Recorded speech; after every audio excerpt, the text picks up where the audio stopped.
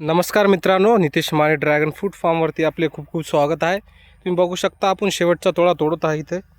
ते कशा प्रकारे आपण इथे तोडत आहे आणि आता पण कुठे कुठे 7-8 4-5 फ्रूट आहेत बऱ्याचशी जागी. आणि हे शेवटचा माल आपला 140 रुपयाने जागेवर आपण दिलेला आहे, 140 रुपये किलोप्रमाणे. कारण आता मार्केटमध्ये माल पण नाहीत आणि जास्त करून डिमांड रेड ड्रॅगन फ्रूटलाच असते. त्याच्यामुळं आता भाव खूप जास्त भेटतात आपल्या नोव्हेंबरच्या टाईमला.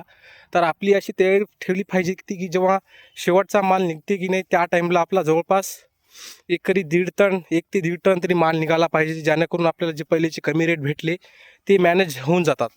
म्हणजे कशा प्रकारे आपल्याला जर आपल्याला शेवटला जर माल काढायचा असेल तर त्याच्यासाठी तुम्हाला एक ट्रिक सांगेल. तुम्हाला करायचं काय आहे, जेव्हा आपण उन्हाळ्याची वाढ घेता म्हणजे जसे मे जून, तर मेमध्ये आपली एप्रिल किंवा मेमध्ये आपल्या कॅनोपीची वाढ झाली नेमकी पाहिजे. म्हणजे त्या टाईमला जी बडिंग येईल कॅनोपी बनेल ते तुम्हाला शेवटला माल देईल. पण खूप जणांचा हा प्रश्न असतो की त्या टाईमला तर झाडांची वाढच होत नाही, झाडं पिवळे पडायला चालू होतात, स्ट्रेसमध्ये राहतात झाडं. तर त्याच्यासाठी आपल्याला सावली करणं खूप गरजेचं आहे. तुम्ही शेडनेट करा किंवा तुम्ही या प्रकारे मोरिंगा पण लावू शकता, आपण जे लावलेलं आहे. आणि बऱ्याचपैकी आपलं जे गॅप पडलेलं आहे, मी आता मोरिंगा लावणार आहे, त्याने की आपल्या 4 महिन्यामध्ये नक्की आपल्याला सावली देऊन टाकाल. आणि ज्या उन्हाळ्याच्या टायमामध्ये जर आपण कॅनोपी तयार केली, लई नाही एका पोलवरती 7-8 जरी कॅनोप्या तयार झाल्या त्या शेवटच्या 2 महिन्यामध्ये, तर तो शेवटला नक्की आपल्याला माल देणार म्हणजे देणार. जवळपास 1 ते 1.5 टन माल निघणार जर आपण त्या प्रकारे आपलं मॅनेजमेंट ठेवलं तर. उन्हाळ्याच्या टाईममध्ये मी तुम्हाला सर्व टाईपचं मॅनेजमेंट देईल. ज्या प्रकारे मी मॅनेज करत आहे त्या प्रकारे तुम्हाला पण मी सांगेल. तर तुम्ही चॅनलला आता सबस्क्राईब करून ठेवा. आणि कशा प्रकारे काय आता जे प्रोसेस मी चालू करत आहे, नेमकी करत आहे आपल्या करत ती तुम्हाला मी सांगत जाईल. जसं की तुम्ही बघू शकता आता जवळपास 1 टन माल निघेल, अर्धा टन गेलेला आहे आपला माल. आणि ज्या प्रकारे मी सांगलं होतं की 1.5 टनाच्या अपेक्षा होती, पण 1 टन 1.25 टनपर्यंत जाईल आपला माल. तर आता आपला तोडा चालू आहे ती अर्धा टनाचा होईल आपला. आणि तुम्ही कॅल्क्युलेशन लावू शकता. जवळपास हा 70,000 ते 70 1 सव्वा लाख रुपयाचा आपला हे तोडा झाला आहे. म्हणजे शेवटला जर आपण माल काढला तर ते खूप महत्त्वाचं आहे. आणि शेवटला माल काढण्यासाठी आपण अनेक एक ट्रिक वापरू शकता. जर आपल्याकडे पाऊस झाला नाही आणि शेवटचा जो भार असते तो ऑक्टोबरच्या एंडिंग च्या जवळपास आपल्याला पाणी पडलं तर तो भार भेटू शकते. तर त्याच्यासाठी काय करायचं आहे, जसं बी अमावस्या किंवा पौर्णिमा येते त्या टाईमला आपला स्प्रिंकलरचा वापर करून स्प्रिंकलर उडवायचे आहेत. आणि त्याच्या 8 दिवस पहिले आपल्याला 0.52-34 एकरी 7 ते 8 किलो सोडून द्यायचं आहे.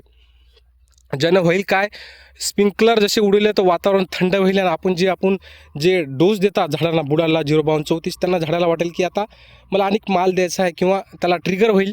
वाढ न घेता तो फुल काढण्याचा प्रयत्न करेल. जर थंड वातावरण आपण स्प्रिंकलर लावून केलं तर नक्कीच तुम्हाला ते माल भेटेल म्हणजे भेटेल. त्या प्रकारे मी पण एका टाईमला इथं तोडा घेतलेला आहे. तशा प्रकारे ज्या टाईमला पौर्णिमा होती तर आमच्याकडे पाऊसचा अंदाजच नव्हता, त्याच्यामुळे स्प्रिंकलर उडले आणि बऱ्याचपैकी भयामया झाडांना कळी धरली.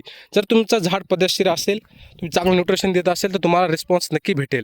तर या प्रकारची आपण माहिती देतच असतो या चॅनलवरती. तर तुम्ही चॅनलला पहिलेच म्हणलेलं आहे मी सबस्क्राईब करून ठेवा.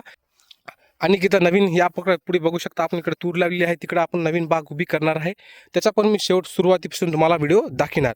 आता जे तुम्हाला हे सनबर्निंग दिसत आहे या प्रकारे तुम्ही बघू शकता आपल्या बागेवरती 15 दिवस झालं पाणी नव्हतं, त्याच्यामुळं हा तुम्हाला सनबर्निंग दिसत आहे. बघा हे ड्रीप आपलं फेल झालेलं आहे म्हणून आपण नवीन ड्रिपर टाकलेला आहे.